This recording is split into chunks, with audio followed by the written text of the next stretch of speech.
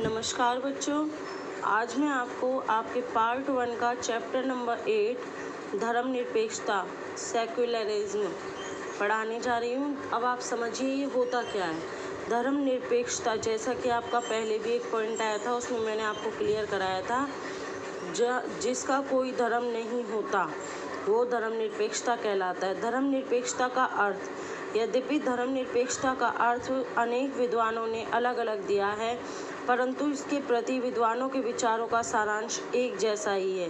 धर्मनिरपेक्षता से हमारा अभिप्राय प्रत्येक व्यक्ति को उसकी इच्छा के अनुसार धर्म का पालन करने की व किसी और का धर्म न मानने, उसके अनुसार अपना आचरण करने, उपासना की स्वतंत्रता दी जाती है। व्यक्ति के ऐसे कार्यों में राज्य का कोई हस्तक्षेप नहीं होता और ना ही राज्य द्वारा किसी धर्म विशेष आदि के हितों की रक्षा के लिए कोई कानूनी प्रावधान दिया कहीं भी किया जाता है। मतलब किसी भी व्यक्ति के ऊपर ये जोर जबरदस्ती नहीं होती कि तुम इस धर्म को अपनाओ, तुम हिंदू धर्म को अपनाओ या मुस्लिम धर्म को अपनाओ, इस तरह का कुछ नहीं होता। स्मिथ के अनुसार धर्मनिरपेक्ष राज्य वह होता है जिसमें व्यक्तिगत और सामूहिक रूप में धार्मिक स्वतंत्रता प्रदान की जाती है। ऐसा राज्य व्यक्ति के धर्म के प्रति ध्यान दिए बिना उससे नागरिक के रूप में व्यवहार करता है। ऐसा राज्य न तो किसी धर्म का विकास करने का इच्छुक है और ना ही वह किसी धर्म में हस्तक्षेप करता है। मतलब ना तो राज्य ये कहता है, सरकार ये कहती है कि तुम इस धर्म को अपनाओ, ना ही सरकार ये कहती है कि तुम उस धर्म को अपनाओ।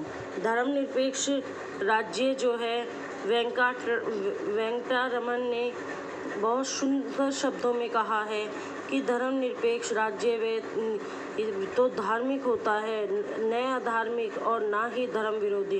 कि ना तो वो किसी एक पर्टिकुलर धर्म को मानता है, ना ही वो किसी धर्म का विरोध करता है, वो तो धर्म विरोधी होता है और धार्मिक मतों और कार्यों में दूर तथा धार्मिक विषयों में बिल्कुल ही निष्पक्ष होता है। धर्मनिरपेक्ष जीवन के किस किस पथ पर आते, मतलब कौन किस किस हिस्से को प्रभावित करते हैं, तो देखो राजनीतिक पक्ष, आर्थिक पक्ष, निजी पक्ष और सामाजिक पक्ष। अब धर्मनिरपेक्ष राज्य क्या है, तो देखिए धर्मनिरपेक्ष राज्य वो राज्य होता है जहाँ राज्य का कोई अपना धर्म नहीं होता, ना ही शासन संचालन किसी विशेष धर्म के विद्वानों के अनुसार चलाया जाता है। ऐसे राज्य में सभी धर्मों को समान रूप में स्वतंत्रता प्राप्त होती है और राज्य किसी धर्म के कार्यों में अनुचित हस्तक्षेप नहीं करता। हस्तक्षेप मतलब विरोध नहीं करता। ऐसा नहीं है कि तुम राज्य कहता हो या सरकार कहती हो तुम उस धर्म को मानो या उस धर्म पर अपना ध्यान दो। इसके बाद है, ऐसे राज्य में सभी धर्मों को समान समझा जाता है और राज्य किसी धर्म के कार्यों में अनुचित हस्तक्षेप नहीं करता। हस्तक्षेप मतलब विरोध नहीं करता।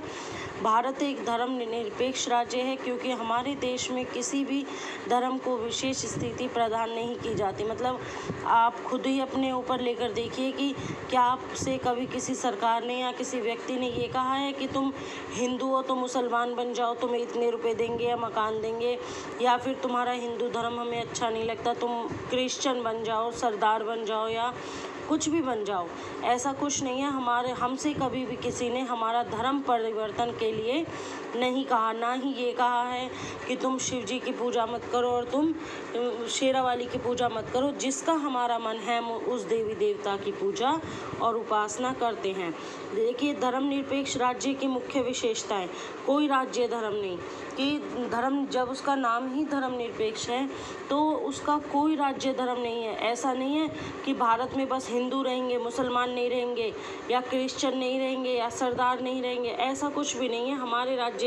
हमारे देश का कोई धर्म नहीं है, यहाँ पर कोई भी रह सकता है। धार्मिक स्वतंत्रता है, हमें कहीं भी जाने आने की कहीं भी धार्मिक स्वतंत्रता होती है। धार्मिक संस्थाओं की स्थापना की आज्ञा, हम किसी भी धार्मिक संस्था की स्थापना कर सकते हैं। धर्म विरोधी प्रचार की आज्ञा नहीं है, हमें ये आज्ञा नहीं है कि हम अपने धर्म को दूसरों के ऊपर थोपें और उनसे ये कहो भाई तुम इस धर्म को मान लो। सभी धर्मों का समान सम्मान कि हम सभी देवी देवताओं को सबको अपने ही अनुसार पूजा उनकी करते हैं।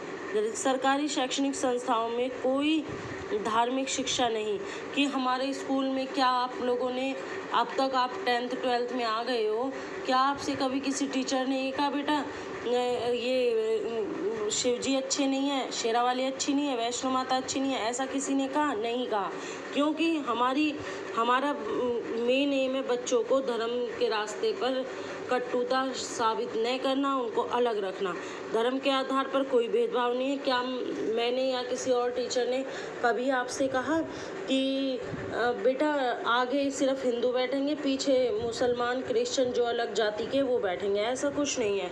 सांप्रदायिक चुनाव प्रणाली का अभाव कि हमारे यहाँ पर ऐसा नहीं है कि मुसलमान वोट देंगे हिंदू नहीं देंगे, या हिंदू देंगे मुसलमान नहीं देंगे।